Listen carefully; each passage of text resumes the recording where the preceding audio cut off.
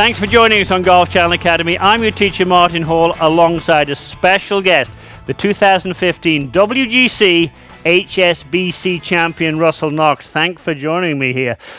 So you play on tour, you play around the world, but you're not the only Knox that plays on tour, are you?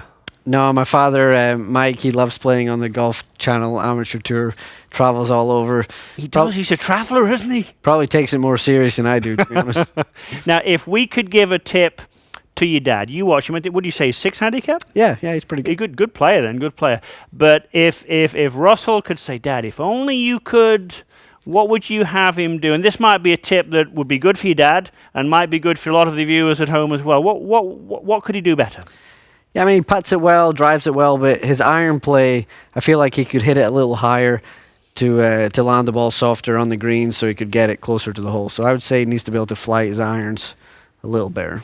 So let me give you a thought. I mean, not that you need it, but this is from son to dad. Generally, as people get a little bit older, I'm sure your dad isn't that old, but he isn't 35 anymore, that's for sure. And there's a very good chance that as he swings, he probably sort of, I think you said he gets a bit scrunched up and he's a bit tight and he stays down a bit with his chest. That's not very good for the height. It can be good for a lot of other things, but not for the height. So my favorite tip when I'm trying to get people to hit the ball higher is something I saw Corey Pavin do, who obviously won the US Open.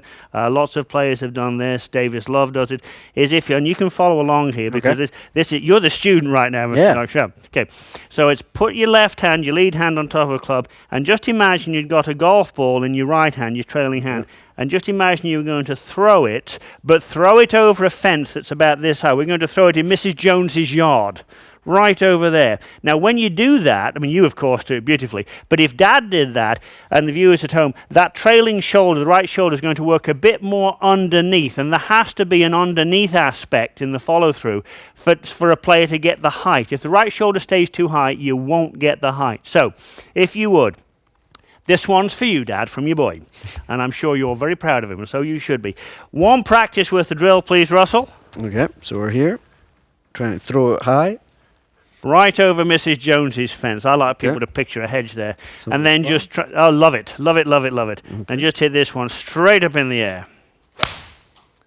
Yeah, and I've used this simulator a lot of times, and you've hit that straight up in the air.